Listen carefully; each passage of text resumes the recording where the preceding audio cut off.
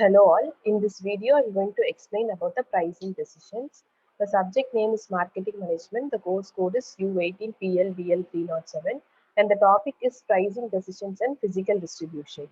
Myself Indhumathy, Assistant Professor, Bharat Institute of Law, Bharat Institute of Higher Education and Research. First, let us understand the concept of product pricing. As we know, every product that is available in the market for purchase is determined with a price.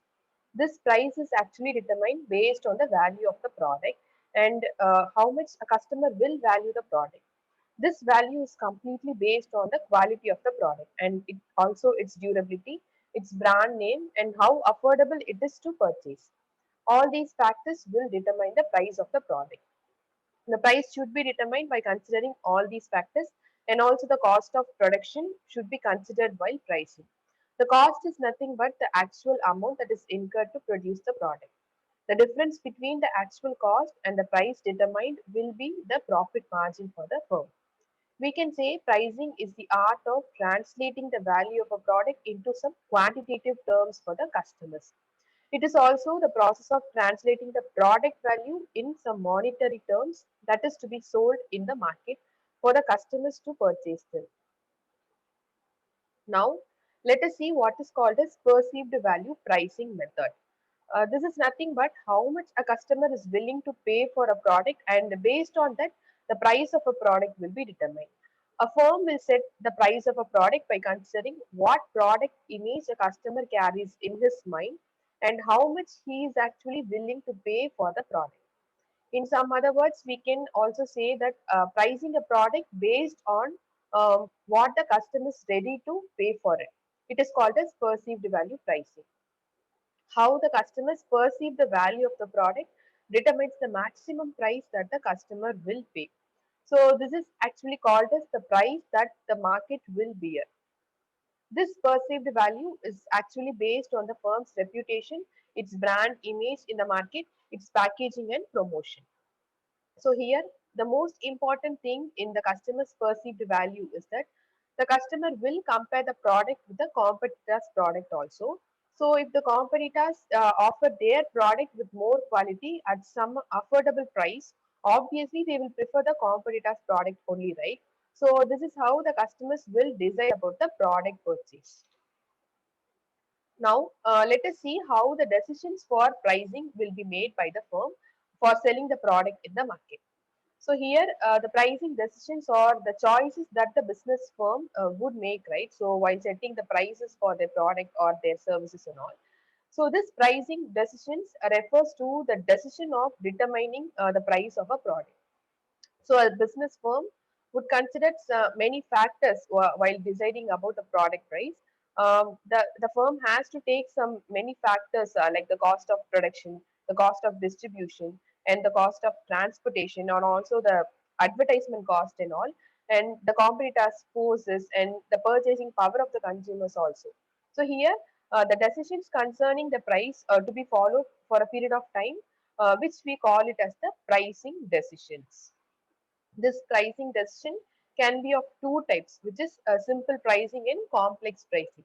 So, when a firm involves in determining price of a product based on the competitor's price, then we can call it as the simple pricing, right? So, this simple pricing strategy is often used by the retailers and wholesalers and all, the middlemen, right?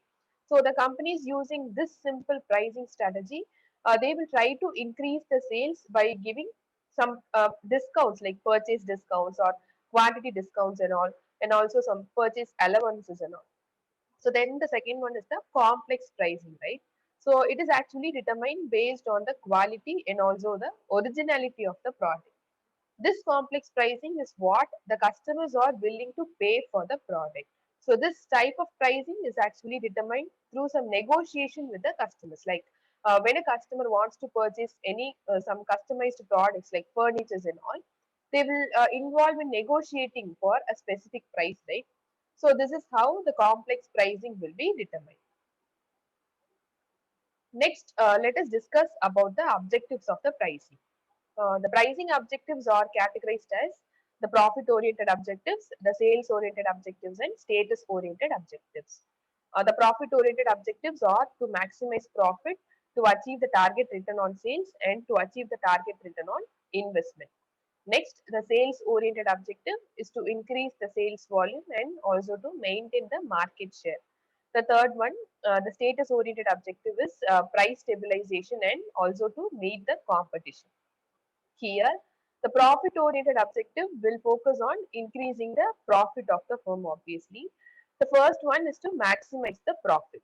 So, some companies would actually set the price for the product in order to increase the profit. Here, the price will be determined by considering the manufacturing cost and the market value for the product. Mostly, the resellers will manage their pricing to achieve a target return on sales. So, if there is not more competition in the market, these objectives can be used. Then the pricing should focus on achieving target return on investment too, right? So, mostly many manufacturing companies manage pricing in order to achieve that specific return on investment in some research and development and also in their commercialization of their product also. So then the sales oriented pricing objective, it actually focuses on sales volume rather than on the profit, right? So the profit can be to gain sales volume and to gain the market share also. This the pricing objective may be determined in terms of increasing the sales volume or over some certain period of time, right? So this doesn't mean that the profit should be avoided here. Next, the market share is an important measure for a firm to increase its sales. So it can be either to maintain the market share or to increase. The company would use the price as an input to increase the target market share. So then the third one, it is the status oriented pricing objective. So it focuses on maintaining the current position of the firm in the market. So many large scale companies will use this kind of objective in order to minimize the risk of loss in the market and also to maintain their own status in the market. So the companies would maintain the price stability for minimizing the risk of loss and also to build up their own status and goodwill in the market. So in a highly competitive market, some organization may set a pricing to meet the competition. Here, the organization set the existing market price to maintain the status. It is important to meet the competition in the market. So without that, the companies cannot able to achieve its objectives. So these are the objectives of pricing. Next, we shall see what are all the steps that are involved in setting prices. Here, the first step is to set the price objectives. While setting the objectives for pricing, two main factors have to be considered. The first one is that the survival of the product in the market, and the second one is the quality of the product. And the second step is to estimate the product demand. Here, the factors to be considered are the price sensitivity, the demand curve, and the price elasticity of demand. And the third step is to analyze the competitor's price also. The fourth step is to select the pricing method, and the last step is to select the pricing policy. Now, the first step, it is to set the price objectives, right? So, it is nothing but which refers to setting the goals for the pricing policy. An organization can have multiple pricing objectives as we have discussed now. So, it is up to the decision that is made by the organization. One of the objective may be to consider the survival of the product. Like here, to survive in the market, the organization has to consider about forming a short-term pricing, right? So in order to face the competition in the market. Here, the price of a product is actually reduced to increase the volume, sales volume. So, however, this strategy doesn't work for a long term and all. So, as because the organization would not be able to cover the cost, and so the profit margin may decrease in the future. Next, second factor is the quality of a product. Uh, this quality of a product would definitely affect the price of products. A firm incurs much cost in the research and development only to improvise the quality of a product. So, therefore, it actually covers the research and development cost in the price of a product. And sometimes the organization raises the price to make the customers aware about the improved quality of its product. The second step is to estimate the product demand. When a firm actually estimates the product demand, It will help the organization in knowing the factors that actually affects the demand of a product. Some of the important factors can be the price of the product, the environmental factors, also the income and expectation of customers can be identified. So there are three things that are identified by the marketers for estimating the demand, which are the price sensitivity, the demand curve, and the price elasticity of demand. So here, the price sensitivity, it actually affects the demand of a product. So if the price of a product rises, then the demand falls. And same like that, if the price of a product decreases, then the demand will also increase for the product. So if the product price increases and if the demand falls, then the demand may shift to the substitute of the product, right? So a firm tries to study the price sensitivity of the product for making decisions about the price of the product. Then the demand curve, it is a statistical tool, we can say, that actually shows the relationship between the demand and the price of a product. So it helps in knowing the demand and the price fluctuations of the product. The price elasticity of demand actually refers to the change in the demanded quantity of the product with respect to the change in the price of the product. So if the demand of a product changes with a change in price, then the demand is said to be elastic. In the same sense, if the demand of a product does not change with the change in price and all, then the demand is said to be inelastic. Then the third step is to analyze the competitor's price. Here, the price of the competitor's product surely will influence the decision of setting the prices for the product, right? So the pricing strategies of the competitors will affect the demand of the product, and it would also lead to a loss of market share here. So it is clear that the marketers should be careful about the future competition here. A firm may react to price changes in three ways. Like the first way is to maintain the status and not reacting to any price changes. And the second way is to set the prices equal to the competitor's price. And the third way is to set the price less than the competitor's price. Here, it will be difficult to analyze the competitor's price.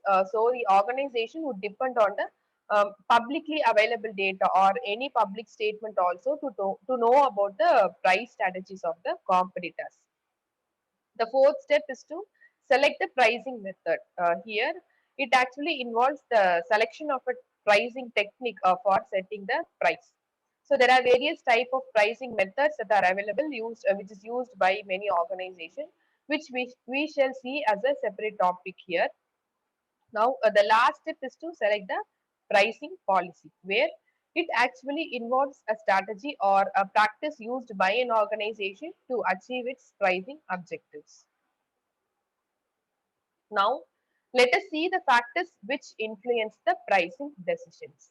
The influencing factor for a price decision can be divided into two groups, that is internal factors and external factors. So under the internal factor, there are organizational factors, marketing mix, product differentiation, cost of the product, and also the objectives of the firm. Then under the external factors, there are demand, competition, suppliers, economic conditions, buyers, and government. Now we will see the internal factors that actually influence the pricing decisions. The first one under the internal factors is the organizational factor. So the pricing decisions occur on two levels in the organization. The overall price strategy is actually dealt by the top authorities, top level executives. So they will determine the basic ranges of price of the product. So here the product will be made based on the segmentation of the market. The actual pricing decisions are done at the lower level in the firm, and they focus on individual product strategies. The second factor under the internal factor is the marketing mix factor. Here, the marketing experts would consider the price as the important element of the marketing mix, where the marketing mix is of four P's, right? So, which are the product, price, place, and promotion. So, in this four P's, the price is the main element here. So if there is any shift in one of the element, that will have an immediate effect on the other three elements of production, promotion, and distribution. So in some industries, a firm may use pricing reduction as a marketing technique. So next is the product differentiation. So here the price of the product also depends upon the characteristics of the product. In order to attract the customers, different characteristics are added to the product, like the quantity, size of the product, color differentiation, attractive packages and all. Alright, so generally the customers pay more price for the product which is of new style, with new fashion, current trends, or the product that has some better packages and all, right? So the next factor is the cost of production, the cost of the product. Here, the cost and price of a product are closely related. The most important factor is the cost of production. So, when a firm decides about marketing of a product, a firm may try to decide about the realistic price. All right. So, considering the current demand and competition for in the market for that product. The next factor is the objectives of the firm. A firm may have many objectives, and pricing contributes its share in achieving those goals. So, a firm may have many value oriented objectives also, like maximizing the sales revenue, maximizing market share, or maximizing the customer value, the volume, right? So that the customer would actually purchase, and maintaining an image in the market, or maintaining the price stability also. And the pricing policy should be decided only after proper consideration of the objectives of the firm. Next, we shall see the external factors. The first one under the external factor is the demand. The marketed demand, actually the market will demand for a product, the demand in the market actually has some big impact on pricing, right? So here, since the demand is affected by factors like competitors, the number of competitors for the product, and also the number of expected buyers for the product, and their capacity, and also their willingness to pay for the product, and also their preferences and all, right? So those and all will be taken into account for while fixing the price of the product. Next factor is the competition. So here, competition is a crucial factor only in price determination. A firm can fix the price equal to that of the competitor's price or lower than that of the competitor's price, which is provided by the quality of a product, and in no case be lower than that of the competitors. Next factor is the suppliers. The supplies of raw materials and other goods which will have some significant effect on the price of a product. Like if the price of cotton goes up, the increase in price will be passed to the suppliers and to the manufacturer, in turn to the manufacturer, right? So that manufacturer in turn will pass it on to the customer. So this is how it will shift. The changes of price will shift. And the next is the economic condition. The inflation or deflation in an economy surely will affect the pricing of the product. In some recession period and all, the prices are reduced to some extent, right? So to maintain the level of the turnover in the market, and in the same sense, the prices are increased in a boom period to cover the increasing cost of production and distribution to meet the changes in the demand and price. Next external factor is the buyers. So the various consumers that buy a company's product may have an influence in the pricing decision, obviously. Their nature and behavior of purchase for a particular product, a brand or service will affect the pricing when their number is actually large. So next, the price discretion is also affected by the price control, which is by the government, right? So the government will have some price control or some enactments of legislation and all. So the prices cannot be fixed higher, as the government will keep a close watch on pricing in the private sectors and all, right? So next, we shall see here we can see about the pricing strategy. So there are many different strategies for the pricing policy.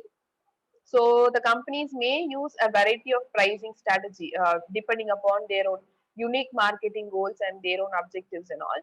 So here are the here different types of pricing strategy, which is a premium pricing, penetration pricing, economy pricing, price skimming, psychological pricing, competitive pricing, cost-based pricing, and value-based pricing. Now let us discuss about each pricing strategy. The first one is the premium pricing strategy.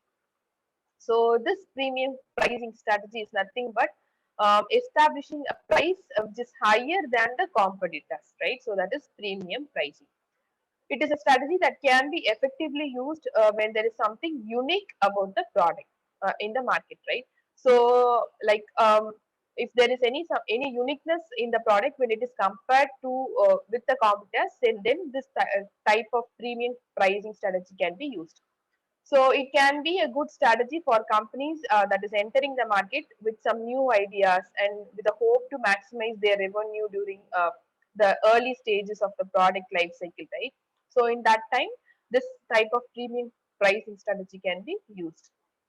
Next is the penetration pricing. So this penetration pricing is actually designed to capture the market share by entering the market with a low price, right? So when a product is about to be launched in the market, that product will be launched at a low price when compared with the competitors, and also to attract the buyers here. So the idea is that the business will be able to raise the awareness and get the people to try their product. So even though penetration pricing may initially create a loss for the company, the hope is that it will help to generate some word of mouth trust, right? So between the customers, and also it will create awareness among the customers in the competitive market. Next is the economy pricing. So companies take a very basic low cost approach to market nothing fancy, like just a bare minimum to keep prices low, right? And attract a specific segment of the market that is actually price sensitive. So that approach is economy pricing. Next is price skimming strategy.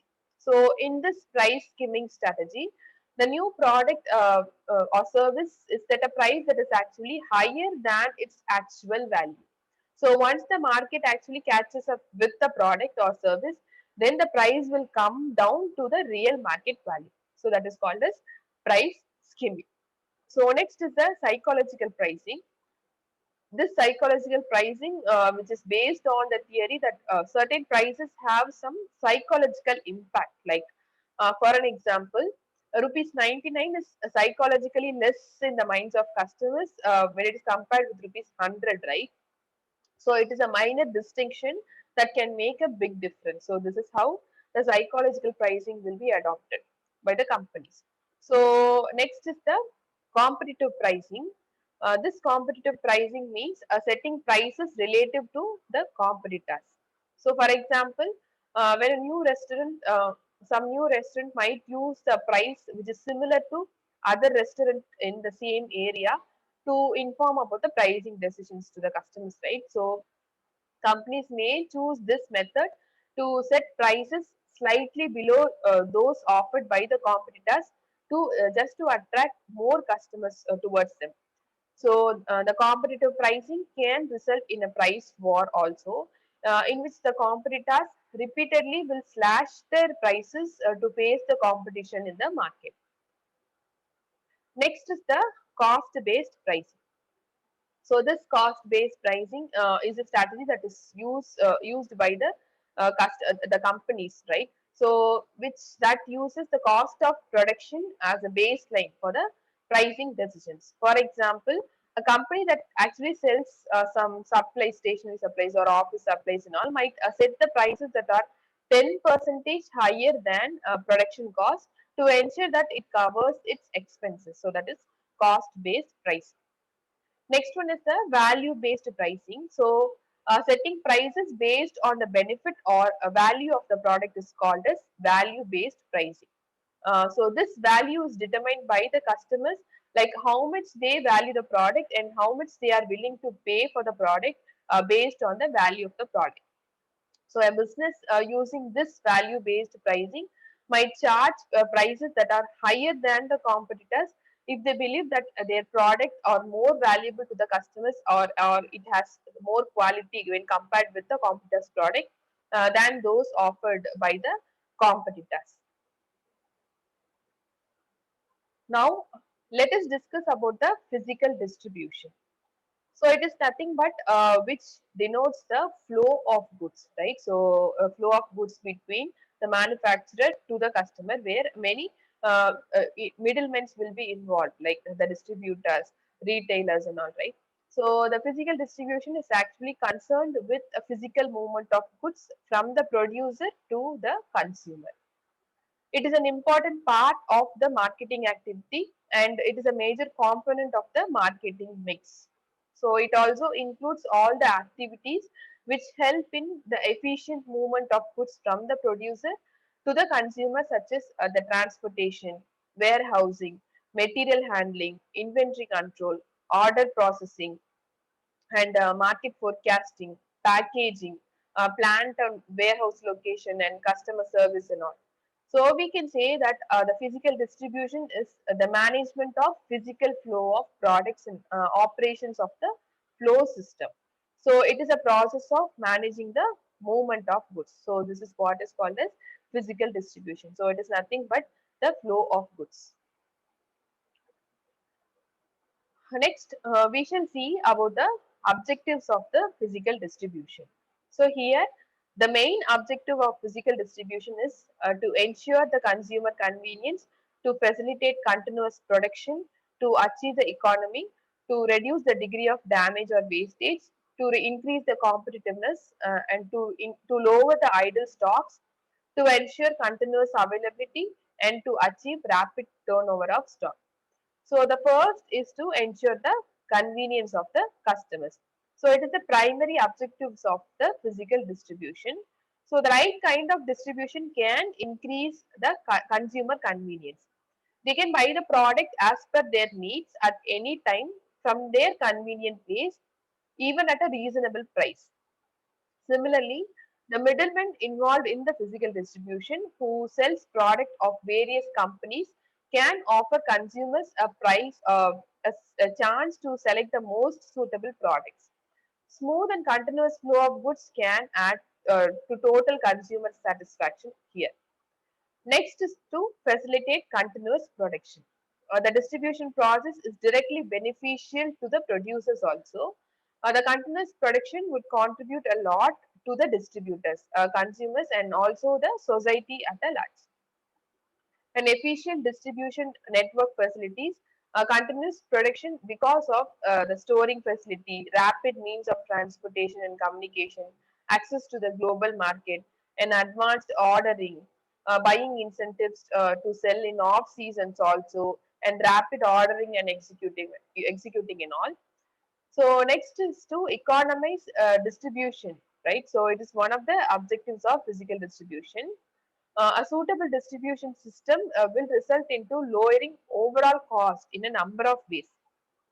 Speedy order processing, availability of the latest transportation and communication, and benefits of scale of economy, rapid sale turnover, and ensuring the products, and many other similar benefits will lead to low cost and also ultimately low selling price also.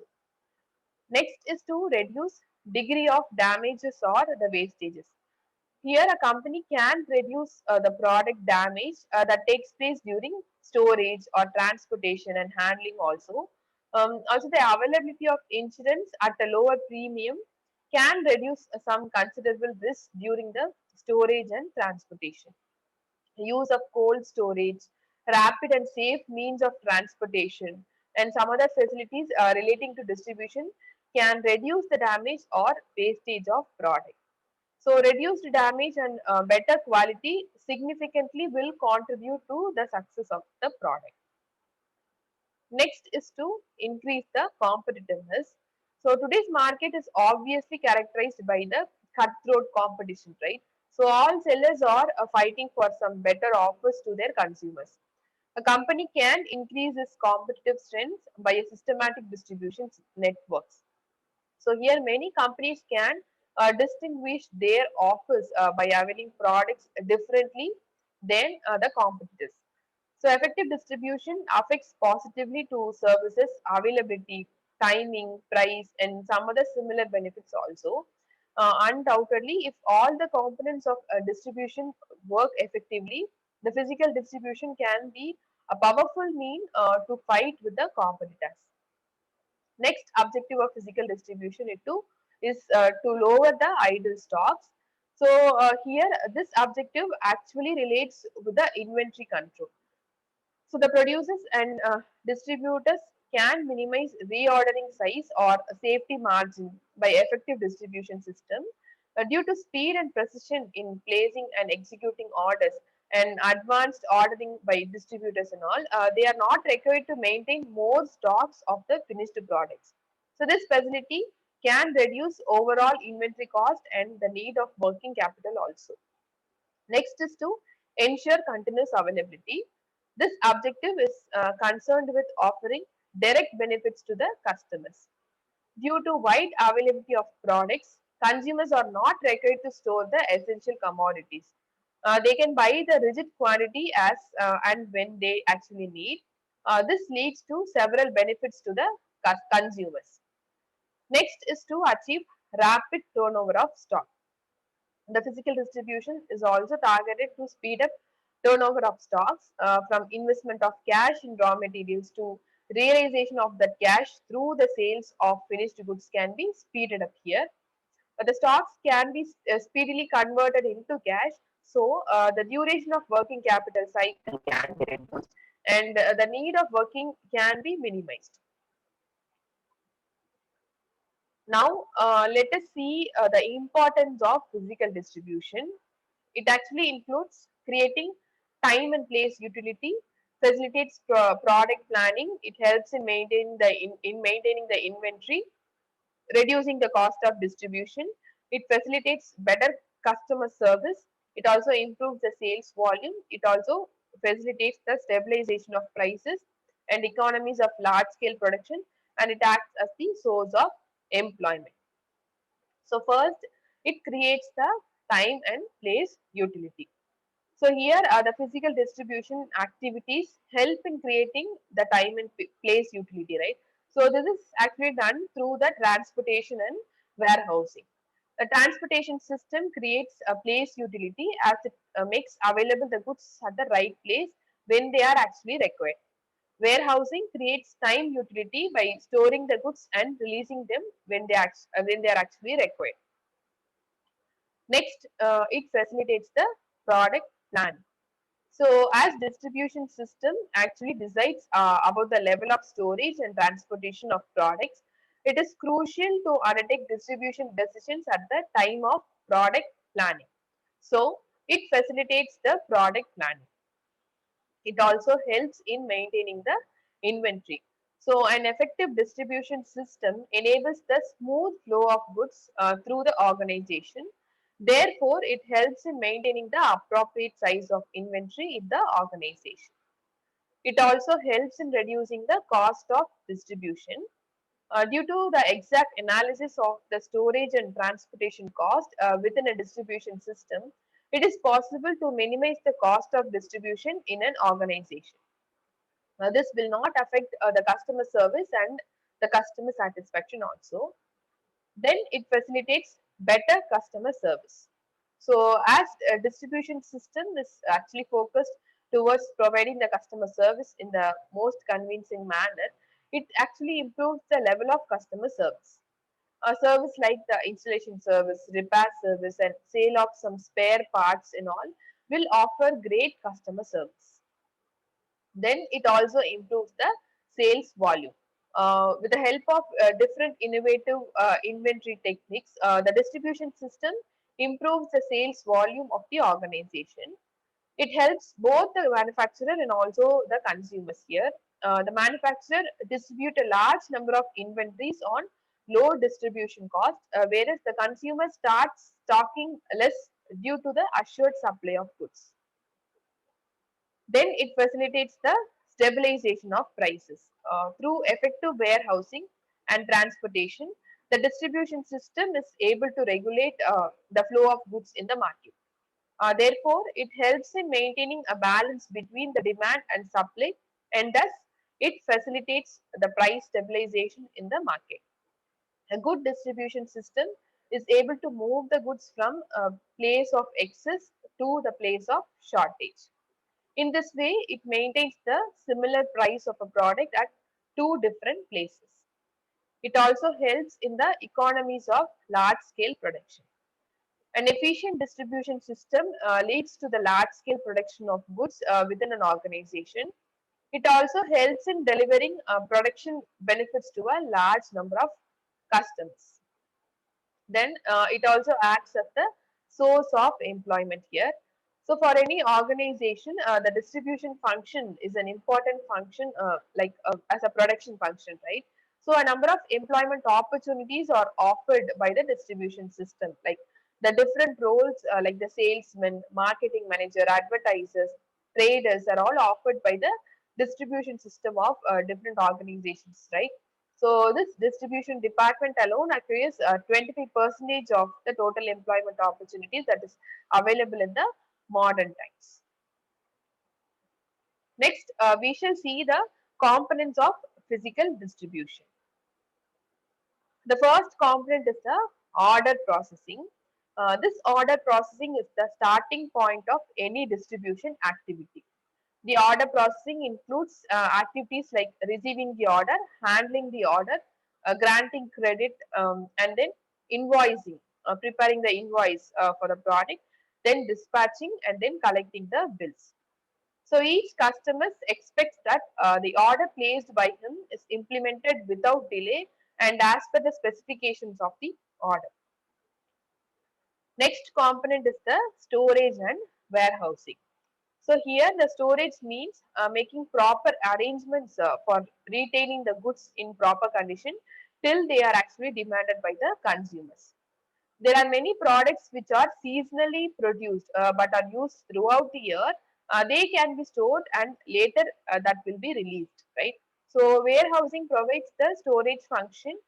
Places where the goods are stored are known as the warehouse. Goods are stored in warehouses to be released in time of demand. Next component is the inventory control. This inventory control refers to the efficient control of goods that is stored in the warehouses. So maintaining adequate level of inventory is actually very essential for smooth flow of business, right? So inventory acts as a bridge between the orders of customers and the production process. So therefore, it needs to be properly managed and controlled. So neither too small or too large inventory should be maintained. Next is the material handling. So it includes all those activities which are actually associated in moving products when it leaves the manufacturing plant, but before it is loaded onto the transport. It actually involves moving the goods from the plant to the warehouses and from the warehouses to places of loading in transport modes. Proper management of material handling helps in avoiding unnecessary movement of goods, avoiding damage to the goods. Also, it facilitates order processing and efficient movement of goods. Next component is the transportation. This transportation as a component of physical distribution is actually concerned with the movement of goods from the warehouse to the customer destination. Correct form of transportation mode is very essential as it directly affects the price of the product. So different modes of transportation are there, like road transport, railway transport, airways, water transport, and also pipelines, from which a choice has to be made by the firm. First one, the road transport.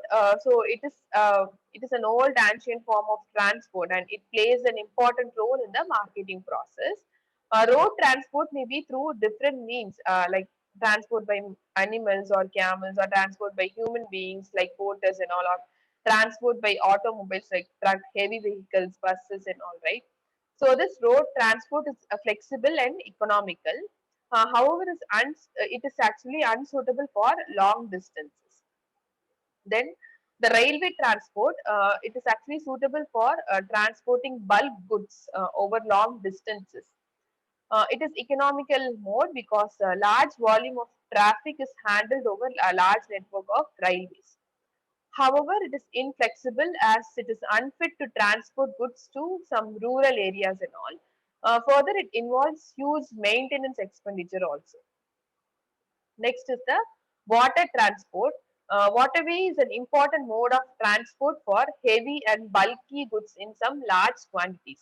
So the water transport is the cheapest form of transport, having great carrying capacity, and it is highly suitable for heavy and bulky goods. but it has low speed and higher degree of risk also due to some seasonal difficulties. Then it is the air transport. Here the air transport is also an important mode of transport. Although it accounts for some small percentage of transportation, it is actually useful for some perishable items or overnight packages and all, or some emergency supplies and all. So the main disadvantage of air transport is that it has high freight charges, right? So and also it has low carrying capacity and too much dependence on the climatic conditions also. Then it is the pipeline transport. So these are the specialized carriers that are designed to transport the crude and refined petroleums and the natural gases from wells to the refineries and further to the distribution center also. So it is an economical mode as it actually involves less handling and labor cost, but it is the slowest mode of transportation and very limited in number. So these are the different components of physical distribution system. So those components of physical distribution that actually form as the step-by-step process in the physical distribution. And that's all about this video. Thank you.